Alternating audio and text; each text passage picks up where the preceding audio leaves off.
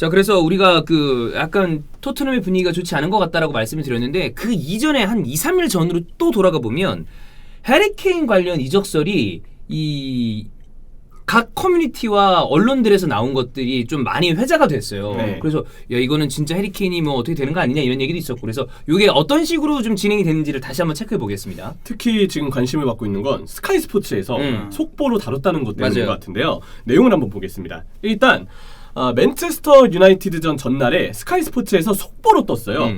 케인은 다음 시즌 챔피언스리그 진출 실패 시 이적을 요구할 것이다. 네. 이게 이 속보의 타이틀이었고요. 케인은 주요 트로피를 두고 토트넘이 경쟁 못하는 상황에 큰 우려를 표하고 있고 현재 상황으로는 유럽 톱클럽에 관심을 끌 것이다. 이게 스카이 스포츠 속보의 내용이었습니다. 자 봅시다. 케인은 챔피언스리그 진출 실패 시 이적을 요청할 것. 이것은 스카이 스포츠의 주장이죠. 네. 그리고 케인은 주요 트로피를 두고 토트넘이 경쟁 못하는 상황에 큰 우려를 하는 거. 이것도 이제 스카이 스포츠 얘기인데 이거는 뭐 그럴 수 있다고 봅니다. 해리 케인이 93년생이야. 그럼 이제 커리어가 중반을 지나서 전성기 뭐 중반 즈음에서 이제 중반부로 넘어가는 그 타이밍 정도라고 봐요. 그렇죠. 그러면 뭐 우려는 할 수도 있겠지. 근데 이것도 뭐 본인들의 주장이고 현 상황으로 유럽 톱클럽에 관심을 끌 것. 이건 사실인 것 같습니다. 네. 이거는 맞지 않겠어요? 어떻게 네. 이 정도 선수가 관심을 안 끌겠어요? 그렇습니다. 근데 이 얘기가 특별하진 않습니다. 왜냐하면 A매치 기간 동안에도 사실 영국 대부분의 언론에서 해리 케인이 이러한 이유로 떠날 수 있다라는 뉘앙스의 보도는 계속 나왔었고요. 스카이 스포츠에서 속보로 실을 정도면 새로운 정보가 있거나 확실하게 이 내용의 근거를 밝힐 수 있는 하나의 출처가 있다면 스카이 스포츠 내용이니까 더 신빙성이 있겠거니 할 텐데 이 얘기는 어떤 의미에서 그냥 추측성 보도에 지나지 않는 부분도 있다고 생각해요. 나는 형철이의 얘기랑 약간 다른 게 나는 개인적으로 스카이 스포츠 속보라고 뜬 거 중에 그렇게 대단한 신빙성이 있었던 게 많지는 않았다고 봅니다. 맞아. 왜냐면 그것도, 그리고 스카이 네. 스포츠가 최근에 뭐 최근도 아니고 공신력이 낮아진 지가 좀 됐어요. 그러니까 예전부터 스카이 스포츠는 굉장히 크고 아주 방대한 그러니까 타블로이드지는 아니야 여기는 더선처럼 그냥 마구잡이로 뿌리는 데는 절대 아니에요. 근데 워낙에 많은 양의 기사를 양산해내는 곳이기도 하고 그래서 여기가 뭐 얼척없이 돈발롱 뭐 더선 마냥 지어내는 데는 아닌데 신빙성이 되게 높은 스타일도 아니고 맞아. 스카이 속보가 떴다고 해서 그래서 나는 가끔 이제 비피셜 인정이야. BBC는 피셜이라고 붙여도 돼. BBC는 그리고 거의 확정이 되기 직전에 이거를 그쵸. 꺼내기 때문에 그래서 이들은 기사의 양 자체도 그렇게 많지도 않아요. 근데 난 스카이 피셜이라고 그러는 거는 그냥 뭐 이 피셜 붙이는 게 이 커뮤니티 같은 데서는 이제 반 장난으로 붙이시는 거 아니야. 뭐 그런 거 아니야. 아다테타 피셜 이런 것처럼. 그렇죠. 특히 스카이 스포츠 하늘운동 피셜이라고 그렇지. 많이 근데 쓰죠. 나는 개인적으로 스카이는 그 실제로 뭐 진짜 오피셜이 뜰만한 기사를 가져다가 쓰는 거 말고는 이런 거는 그냥 뭐 본인들이 뭐 소스가 있나 보다. 근데 나는 이게 되게 신빙성 있는 어떤 그런 것들이라고 특히나 속보가 붙었다고 해서 그렇게 생각하지는 않아요. 그래서 어쨌든 네 스카이 스포츠 속보에 대해서는 굳이 뭐 특별한 반응을 할 필요는 없는 것 같고 대신에 내용으로 봐도 그렇죠. 오히려 조금 더 우리가 주목해야 될 부분은 그나마 더 신빙성 있는 디에스레틱의 보도인 것 같습니다. 디에스레틱에서도 같은 비슷한 내용의 이야기를 했는데 네. K는 해외 이적도 감수할 수 있다. 물론 최우선은 프리미어리그 잔류를 생각한다라고 했고 홀란드의 대체 자원으로 지금 맨체스터의 두 팀이 그를 주시하고 있다라고 디에스레틱에서는 얘기를 했어요. 자 해외 이적도 감수할 것과 물론 최우선은 PL 잔류라고 생각하는 거 이건 내 개인적으로 생각을 해볼게요. 이거 뇌피셜입니다. 네.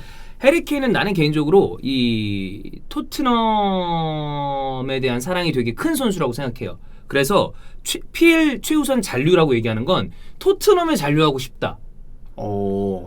해외 이적도 감수할 것은 만약에 이적을 한다고 하면 리그 내 이적보다 해외로 이적하는 거를 좀 선호한다라고 얘기하는 게 아닐까라는 내 개인적인 생각입니다. 그러니까 이 케인이 이적을 하고자 하면은 해외에도 원하는 팀들이 많을 거예요. 근데 본인의 친정팀을 향해서 이렇게 부메랑을 꽂는 것보다는 해외 리그로 이적하는 걸 추진하지 않을까라는 생각이 아닐까라는 그냥 제 개인적인 추측. 근데 이유는 되는 게 타리그에 포체티노가 있잖아요. 리그왕 파리 생제르맹이 네. 약간 연관이 있는 부분도 있죠. 이적설에 있어서. 왜냐하면 그쪽이 톱 포워드는 없거든. 음바페가 네이마르는 그쵸. 뭐 넘버 10 아니면 윙 포워드 성향의 선수들이 있으니까 전방 쪽에 이카르디? 이거잖아. 네. 네. 만약에 음바페가 팔린다 한다면 그 돈으로 케인에 대한 보강을 할 수 있는 것도 확률이 있죠. 뭐 어쨌든 이적설이 있는 선수니까. 네. 네. 그래서 아까 얘기했던 대로 스카이 스포츠의 속보 자체는 크게 신빙성은 없습니다. 당장 이 토트넘의 1티어라 볼 수 있는 폴 오킵이 얘기를 했는데 빅게임 전날에 스카이 스포츠는 누구나 추측 가능한 얘기를 속보화시켜서 그냥 흔들려는 용도로 활용하고 있다. 흔들기가 될 수 있죠. 네. 그래서 이 이적설은 추측 그 이상도 아니다. 레비는 케인을 팔지 않을 거고 같은 리그로는 더더욱 팔지 않을 것이다. 팔더라도 비싼 이적료를 요구할 것이다라고 얘기를 했습니다. 레비가 이렇게 마음을 먹기 시작하면 실제로 이렇게 됩니다. 그러니까 설사 팔린다 하더라도 PLA 이적 이런 거 뭐 우리가 봤잖아. 모드리치 이런 선수들도 그렇고 그렇죠. 어떻게든 해외로 나가지. 네. 네. 그리고 해외로 만약에 판다 해도 이적료는 굉장히 높게 부를 것이고. 지금 상황에서 이 이적료 감당할 수 있는 팀들이 많지 않을 거예요. 레비가 요구하는 이적료가 불보듯 뻔한데 얼마가 나올지. 그렇죠. 네. 그리고 이제 로마노는 케인은 챔피언스리그에서 뛰고 싶다. 토트넘은 어떻게든 지키려는 입장이다. 이게 골 때리는 거야. 네. 솔직히 말해서 이거 보세요. 이 얘기인 즉슨 토트넘이 챔피언스리그에 나가면 이적을 안 하면 된다는 얘기야. 아마 케인은 설사 트로피를 따지 못하더라도 챔스만 뛸 수 있다면 계속 있고 싶은 생각이 있지 않을까라는 생각이 들어요. 네. 근데 챔피언스리그 자체를 못 나가면 그건 짜증이 나겠지. 그렇죠. 본인이 커리어에 이렇게 정점을 찍고 있는데 우승 트로피 없는 것도 그건데 계속 유로파 나가고 이러면 오르샤한테 계속 헤트트릭 당하고 이러면 안 된단 말이야. 네. 그렇죠. 갑작스러운 탈락도 맞아요. 네. 그래서 지금 이 케인 이적설의 어떤 중간 점검을 해보면 로마노 얘기가 저는 지금 가장 단계를 잘 설명하고 있는 거라고 봐요. 챔피언스리그에 진출하지 못하면 케인의 이적설은 조금 더 대두될 수 있고 근데 토트넘은 역시 쉽게 팔진 않을 것이다. 딱 여기까지가 지금 단계로 우리가 확인해 볼 수 있는 부분이 아닌가 싶고 근데 토트넘 팬분들 입장에서는 계속 이적설이 나오게 되면 아무래도 신경이 안 쓰일 수가 없을 거예요. 아 이거 우리 흔들려고 하는 거 아니냐. 그치. 당연히 팬분들 입장에서 그렇게 받아들일 수밖에 없는데 문제는 지금 단계상 계속 이러한 토트넘을 흔들 수 있는 이적설은 시즌 끝날 때까지 끊이지 않을 것 같습니다. 성적이 지금 안 나오고 있으니까. 그렇죠. 그리고 해리케인 입장에서도 19골과 13개 도움을 지금 기록하고 있는데 팀은 못 이기고 있어요. 그치. 리그 순위가 이 정도의 선수가 있는 팀인데 7위, 8위 이렇게 왔다 갔다 하고 있습니다. 이 정도의 공격수가 있는 팀들은 보통은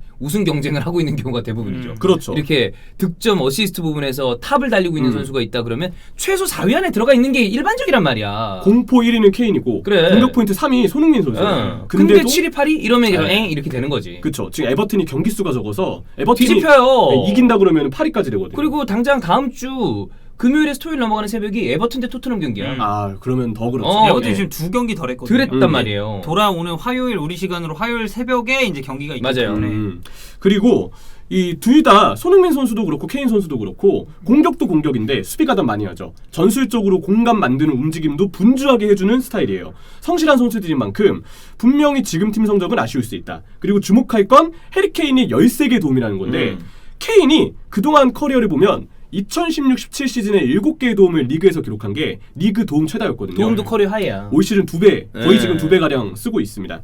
근데 이런 폼을 보이고 있음에도 케인은 지금 전술적으로 과연 지원을 받고 있느냐? 그렇진 못하죠. 어제 경기에서 전체적으로 2선의 어떤 그 지원도 케인이 받지 못했고 케인이 사실 뭐 이번 시즌에 경기에 따라는 다르지만 전체적으로 봤을 때 넘버 10 성향의 플레이까지 같이 해주고 있잖아요. 네. 근데 어제는 전방에 약간 뜯어져서 고립되는 느낌인데다가 해리 맥과이어한테 완전히 이 맨마킹이 맞아요, 붙어서 맞아요.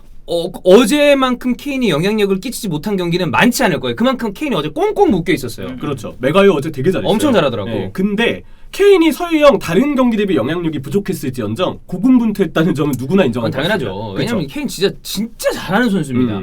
정말 잘하는 선수예요. 이 정도 공격수 잘 없어. 그 공수 간격이 그렇게 벌어져 있는데 그럼요. 그 사이에서도 케인은 어떻게든 뛰어서 버티려고 하고 연계하려고 하고 케인을 보면 공격수인데 시야가 꽤 넓어요. 그리고 원터치 패스의 장인입니다. 엄청나게 좋죠. 네, 그런 부분 때문에 설령 영향력이 떨어진 경기에서도 어쨌든 하이라이트성 장면은 만드는 선수죠. 근데 문제는 팀 전술이 간격을 좁혀서 계속 케인을 효율적으로 활용할 수 있어야 되는데 매번 수비 간격 벌어지고 공격 간격 벌어지고 결국 선수 개개인한테 부담을 줄 수밖에 없는 구조예요. 그렇지. 근데도 역할을 해내는 선수가 해리 케인이다.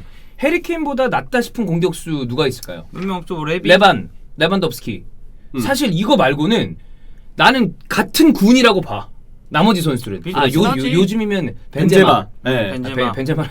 너무 잘하니까. 근데 뭐 케인, 벤제마, 레비가 지금 가장 원톱 자리 중에서는 최고로 꼽을 수 있는 선수들이 아닌가. 근데 나이대로 봤을 때 벤제마랑 레반덥스키는 비슷한 또래예요. 근데 케인은 이거보다 대화살이 어려. 살짝 그쵸. 뒷세대 한 세대 정도 어리지. 어리니까 그걸 생각하면 그 세대로 본다면 지금 리그에서의 어떤 활약이라고 비슷한 정도의 수준 보면 세리아 루카쿠 뭐 그 정도죠. 그렇죠. 근데 누적된 어떤 그 실력을 본다면 케인이 위에 있다고 얘기해도 난 틀리지 않다고 봅니다. 네.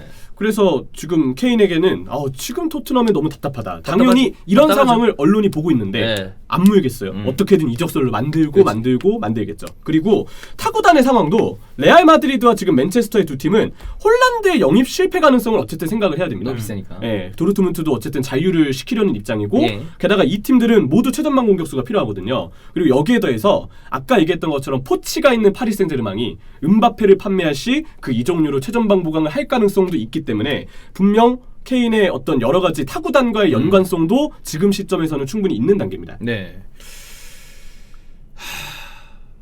근데 저는 이 레비, 레반도프스키 레비 말고 다니엘 레비 때문에 해리 케인이 팀을 떠나는 게 나는 사실상 불가능하지 않나라는 생각이 좀 들어요. 일단 이적료를 엄청 땡겨서 받으려고 할 거고. 네, 지금 언론에서 나오고 있는 이적료가 1억 7,500만 파운드예요.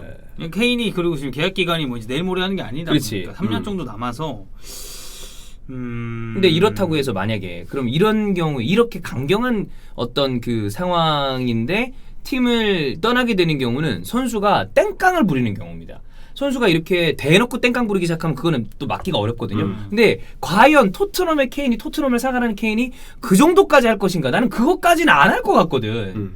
챔피언스리그를 뛰고 싶은 거는 맞지만 근데 그것도 모르는 게 제라드도 첼시 이적설이 있었잖아요. 있었지. 선수 이제 그때. 근데 그리고 그때 당시 이스탄불의 기적 하고 이제 남았지. 네, 그 누가 제라드가 그렇게 막 첼시로 막 가고 싶다 이런 걸 어필을 또 했을까라고 이제 그거를 또 생각해 보면 뭐 케인 입장에서도 완전히 그러지 말라는 보장은 사실 할 수가 없는 거니까. 새로운 도전을 하고 싶다. 네. 근데 참 쉽진 않은 것 같죠. 이게 만약에 나는 코로나 시국이 아니라서 누군가가 빅머니를 지를 수 있는 상황이었다. 그러면 조금 더 가능성이 올라갔을 것 같아요.